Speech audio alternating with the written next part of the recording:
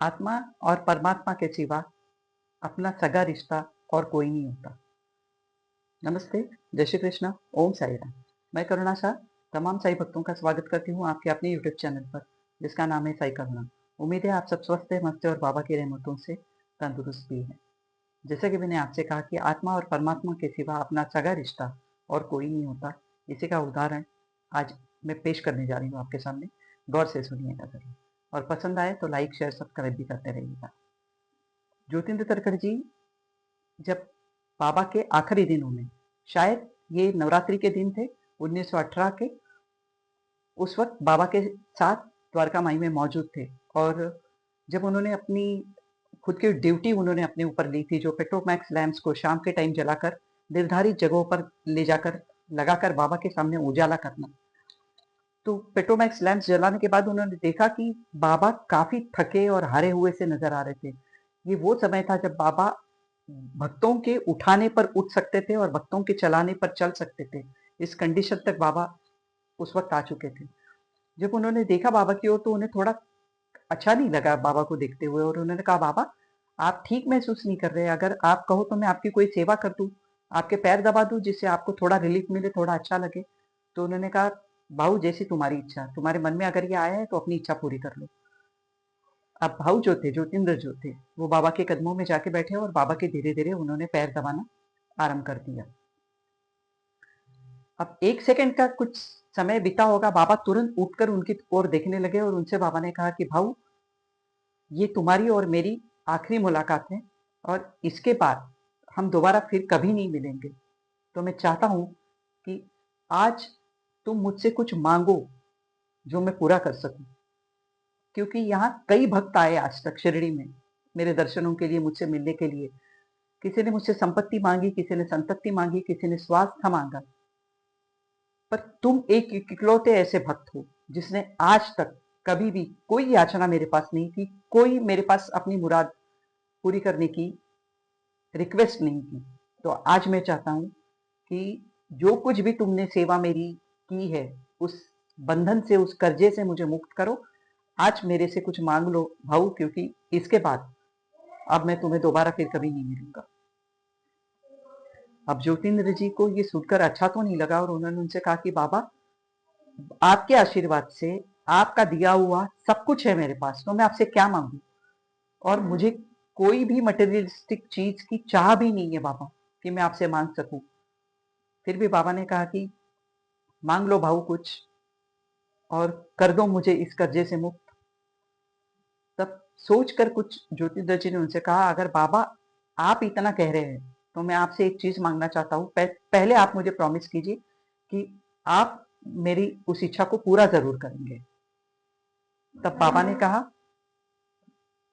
भाऊ आज तक जिसने मुझसे जो भी मांगा मैंने उसे वो दिया है, और उसकी हर इच्छा पूरी की हुई है।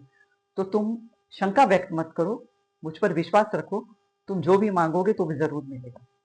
तब ज्योतिन्द्र जी ने कहा कि बाबा, इस जन्म के बाद मुझे किसी भी जन्म में डालिए आप, पर इतना श्योर कीजिए कि मैं हर पल आपके कदमों के करीब रहूं, आपके कदमों के दर्शन करता रहूं। अब थोड़ी देर के लिए बाबा एकदम शांत हो गए, और फिर शांति तोड़ते हुए बाबा ने उनसे कहा कि भाऊ, तुमने वो मांग लिया है जो मैं पूरा नहीं कर सकता हूँ।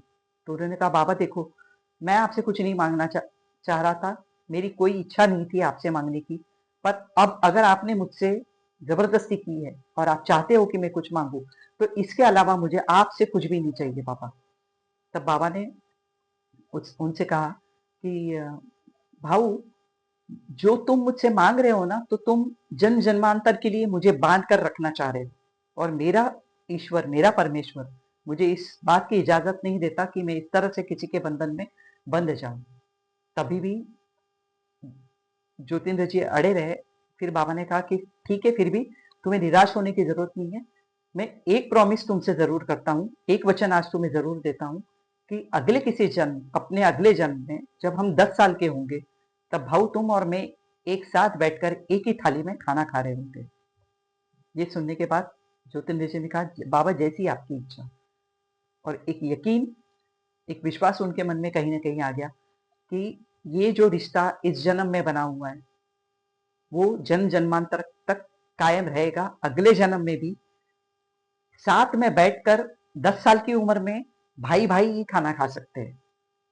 तो उन्हें एक विश्वास हुआ कि कहीं ना कहीं साईं बाबा अगले जन्म में भी मेरे भाई बनकर ही मेरे साथ में मौजूद रहेंगे, मैं जहां कहीं भी रहूंगा। बाबा के बारे में जब मैं कहती हूँ कि बाबा ने जिसे अपना लिया, बाबा ने जिसका हाथ एक बार थाम लिया, वो उसे जन्म जन्मांतर तक नहीं छोड़ते। तो एक ये किस्सा मैं जो आपको आज सुना रही हूँ, इससे आप लोगों का भी विश्वास जो है, या एक आपके मन में भी जो बिलीफ होगा, वो स्ट्रांग बन जाएगा या फर्म हो जाएगा कि बाबा ने अगर एक बार आपको अपनाया है, वो अनुभव से आप महसूस कर सकते हो कि किस तरह से बाबा ने आपको अपनाया है। आपकी जब कठिन और परीक्षा की घड़ी होगी, जब सारे रास्ते आपको कहीं से भी खुले नजर नहीं आएंगे, कोई जब आपको सहारा नजर नहीं आएगा, उस वक्त अगर एक अनजानी, एक अदृश्य शक्ति आपका काम कर जाए, तो वही शक्ति अपने बाबा होते हैं। इतना विश्वास बाबा में जरूर रखी है कि जहां सारे रास्ते बंद हो जाते हैं, वहीं से इनका रास्ता खुल जाता है, इनका द्वार वहीं से खुल जाता है। बहुत आस्था बनाए रखिए आपने अपने आप बाबा में। यकीन रखिए कि किसी भी वक्त और किसी भी घड़ी में बाबा आपका साथ नहीं छोड़ेंगे। वही मांगिए जो जायज हो, जो पूरा हो सके। इस तरह की कोई मांग मत रखिए कि सृष्टि के खिलाफ जाकर बाबा को कुछ अनोखा कार्य हमारे लिए करना पड़े। जब हम तकलीफ में होते हैं ना, तो हम बाबा को सबसे पहले याद करते हैं।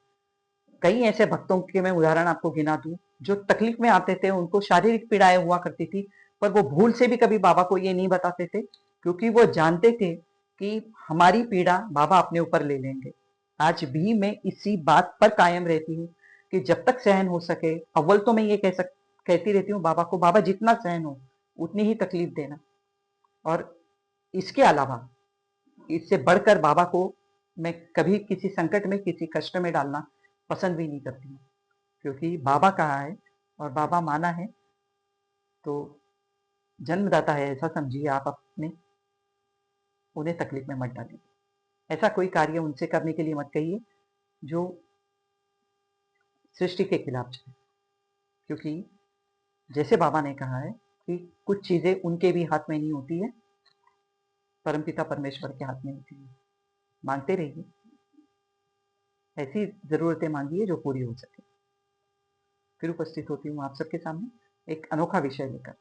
तब तक के लिए कहीं मत जाइएगा, सही करुणा पर बने रहिए, लाइक शेयर सब्सक्राइब करते रहिएगा और ज़्यादा से ज़्यादा ये वीडियो लोगों तक पहुँचाइए। फिर उपस्थित होती हूँ आप सबके सामने। ओम साई राम।